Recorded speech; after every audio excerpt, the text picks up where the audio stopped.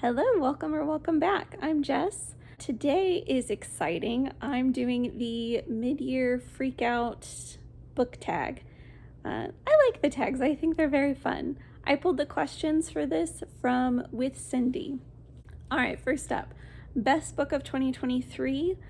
I'm gonna go with The Charmed Wife or The Raven Tower. So The Charmed Wife by Olga Grushin is sort of a retelling of Cinderella, and I just really liked how that was woven together. It was interesting. And then The Raven Tower by Leckie. That was a fantasy.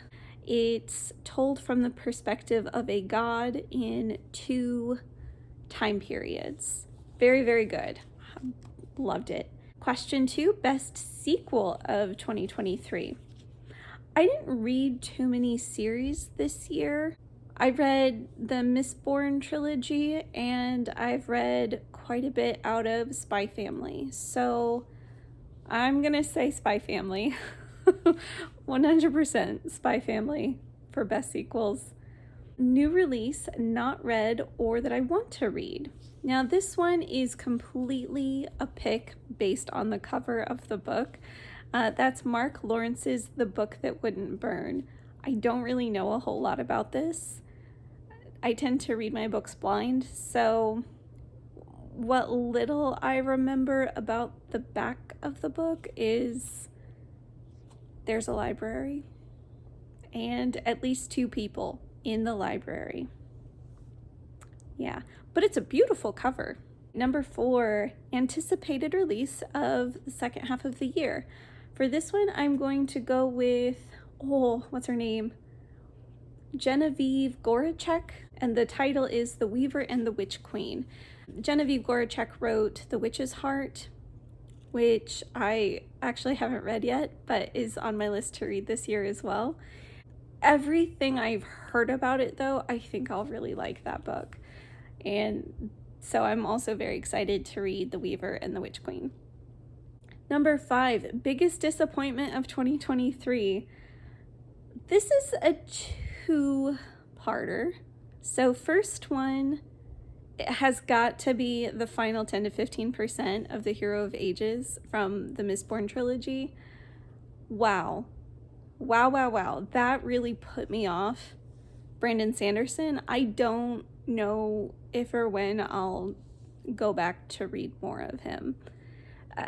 It still hurts. It still hurts. The second part is Beach Read by Emily Henry. Based on everything I'd been hearing about Emily Henry, I kind of figured I would love her books. But start to finish, I really did not like her main character here. A lot of how she was dealing with grief was perfectly understandable, and I liked that part of things, but I did not like her otherwise. So, all right, number 6, biggest surprise of 2023. I don't know that this is a positive surprise. I read a novella and a full-length novel by Alix Harrow this year. The novella was called A Spindle Splintered, and the novel was called The 10,000 Doors of January. And the surprise is that the quality of writing between the novella and the novel, very different. A positive in the sense that 10,000 Doors of January was so much better than A Spindle Splintered, but also very surprising. I'm not sure what I think about the author. Number 7, new favorite author. I think I'm gonna go with Olga Grushin. That was the author of The Charmed Wife in question number 1, best of 2023. If you haven't read The Charmed Wife by Olga Grushin, please do. It's fantastic. Number 8, new fictional crush. No thank you. I don't have one. Number 9, a book that made me cry. So this will be on my June wrap up, but that is, what's his name? Andrew Fukuda, I think is his name, but This Light Between Us. Wow. If there is a book that should make you cry, it should probably be this one.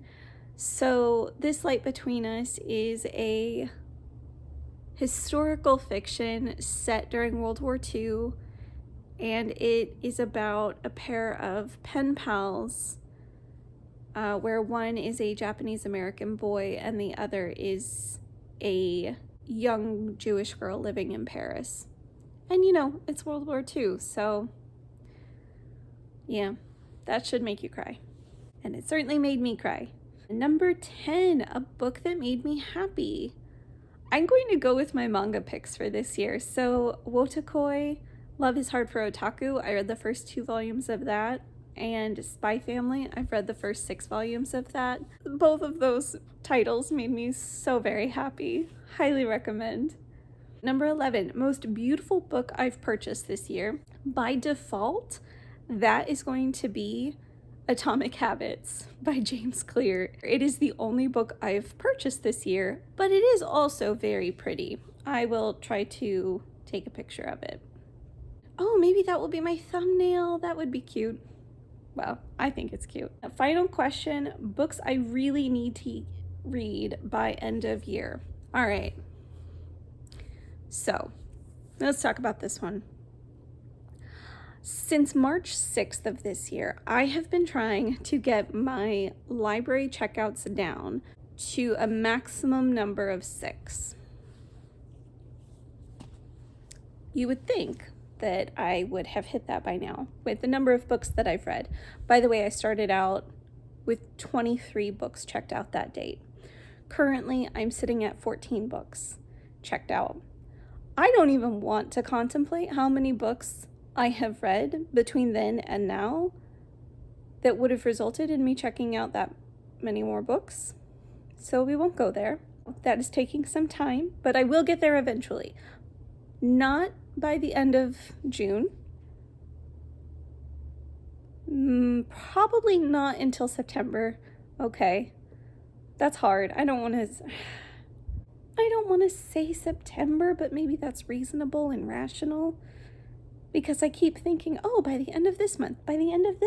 No, it hasn't happened. I have sometimes... Okay, so part of the problem, I don't let myself have access to my phone at night, but I will let myself have access to my e-reader. And my e-reader is connected to my library app. So if I'm having a hard time sleeping, and insomnia is definitely something with which I struggle, I will just start browsing books, apparently. Sleepy Jess decides that every book in the world needs to be checked out between the hours of 1 a.m. and 5 a.m. She's wrong, but there is no convincing her otherwise. Part 2 of this, why I think it's going to be September, is my local library is doing a summer reading challenge, which is fun. So that is running from June 1st to August 24th, and it's supposed to promote reading more for like teenagers and middle schoolers, which is why most of the titles are young adult with a sprinkling of middle grade. I've had a really fun time reading through the list so far. So there are 27 books on that list. I have currently read 7. I have 3 checked out and I have 2 on hold. So my goal is not to check out any more than the 3 I have until I finish those. My current checkouts with the library is at 14, so that brings me down to 11.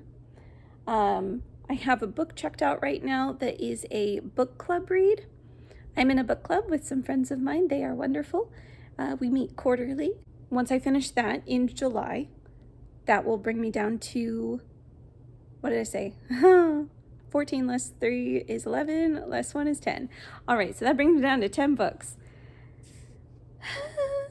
We might as well just add 2 for the 2 holds from the list, the summer reading challenge list. So I'm up to 12 by the end of July. Hopefully I can keep it there, like just be at 12 by the end of July. Oh, maybe I'll have read those 2 books. So maybe we can be optimistic and say, no, it's a 10. I really am at 10. And then I would just have to read 4 more books. Because of course, once I get down to only 6 books checked out, I get a treat because I am a child. And that's how I roll. And also to make that more incentivizing, my husband actually has the treat at his place of employment, so I can't just give in and get the treat anytime I want. That would be a very long drive, and I would need his security credentials, so.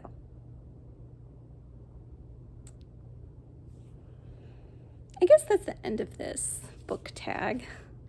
Mid-year freakout tag. I don't know, some fun books here. And goals. Goals of reading and getting my checkouts down from 14 to 6. All right, well, thank you for listening to me ramble. Bye.